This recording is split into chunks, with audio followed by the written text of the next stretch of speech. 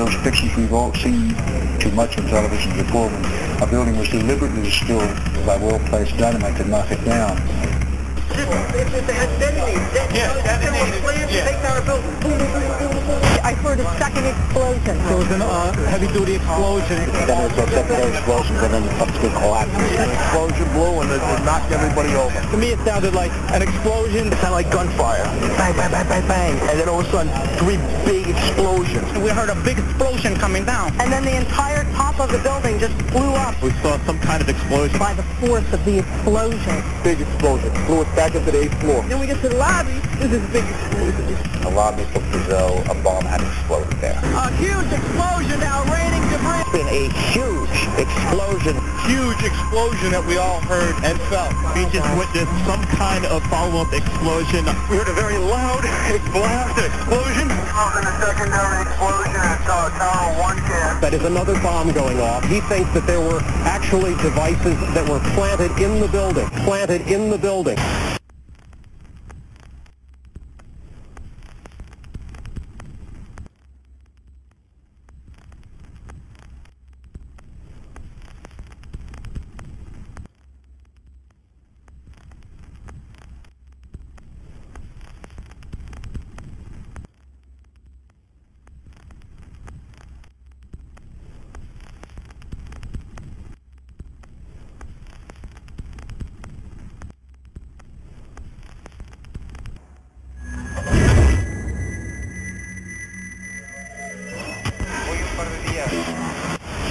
I don't think anybody could have predicted that they would try to use an airplane as a missile, a hijacked airplane as a missile. Nobody in our government, at least, and I don't think the prior government that could envision flying airplanes into buildings. No specific threat involving really a domestic operation or involving what happened, obviously, the city's airliner and so. There were no warning signs that I'm aware of. USA Today reports that in the 2 years before the attacks on September the 11th, NORAD conducted exercises using hijacked airliners as weapons. And one target was the World Trade Center.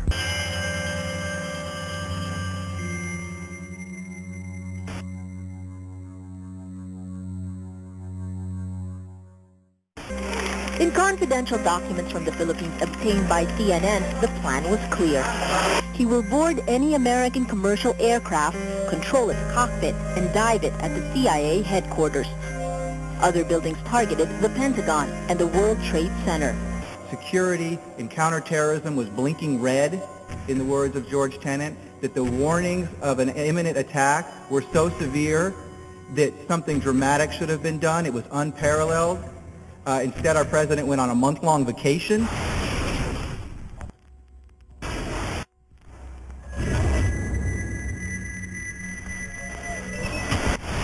The head of Pakistani intelligence at the ISI, Mahmoud Ahmed, requested Omar Sheikh to wire $100,000 to Mohammed Atta, who was the lead hijacker.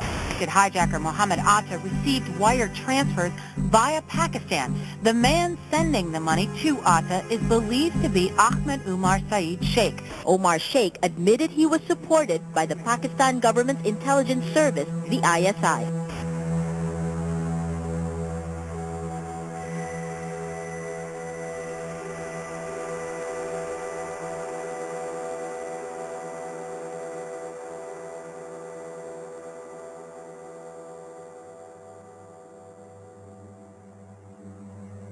Although we are told that 4 or 5 of the alleged hijackers were on each of the flights. If so, their names should have been on the flight manifest. But the flight manifests that have been released contain neither the names of the alleged hijackers nor any Arab names whatsoever. We know that the men who were supposedly the hijackers had their houses, cars, credit cards paid for by the U.S. government.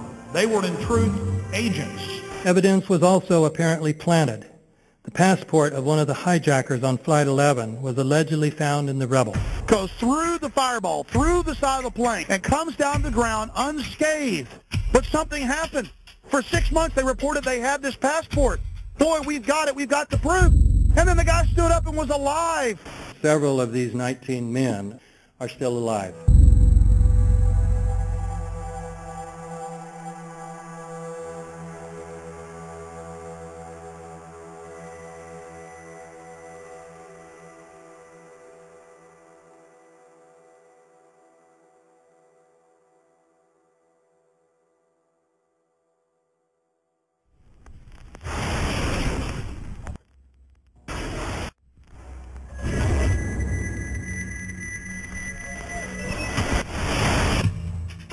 course we're after Saddam Hussein. I mean, bin Laden. He's January 2001.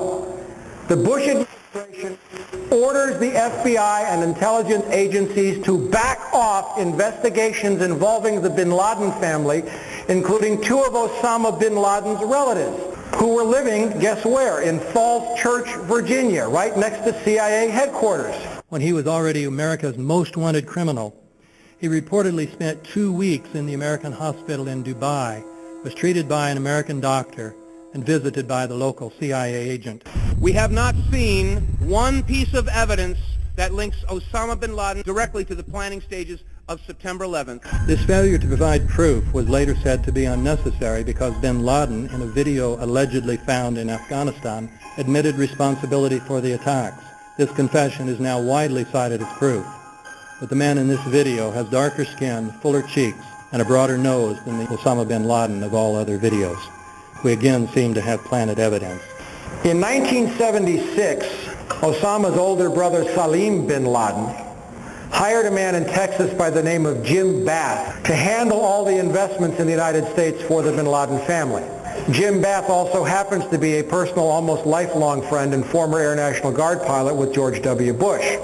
The connections between the Bushes and the bin Ladens become much more clear when George Herbert Walker Bush made trips to Saudi Arabia in 1998 and 2000 to meet with the bin Laden family on behalf of a company called the Carlyle Group.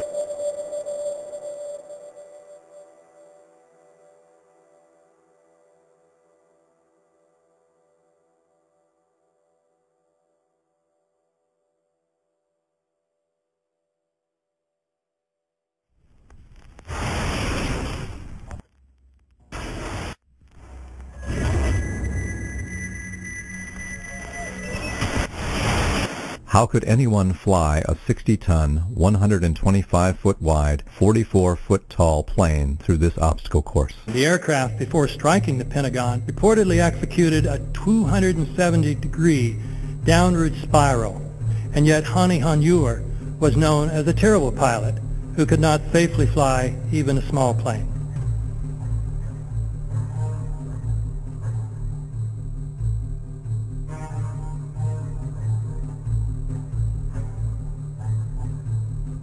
No seats, no luggage, no bodies. Nothing but bricks and limestone. The official explanation is that the intense heat from the jet fuel vaporized the entire plane. Flight 77 had two Rolls-Royce engines made of steel and titanium alloy and weigh 6 tons each.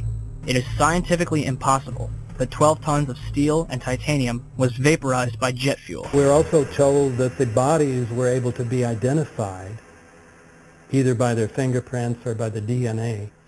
So what kind of fire can vaporize aluminum and tempered steel and yet leave human bodies intact? From my close-up inspection, there's no evidence of a plane having crashed anywhere near the Pentagon. And as I said, the only pieces left that you can see are small enough that you could pick up in your hand. Shortly after the strike, government agents picked up debris and carried it off. The entire lawn was covered with dirt and gravel, so that any remaining forensic evidence was literally covered up. The videos from security cameras, which would show what really hit the Pentagon, were immediately confiscated by agents of the FBI, and the Department of Justice has to this day refused to release them. If these videos would prove that the Pentagon was really hit by a 757, most of us would assume the government would release them.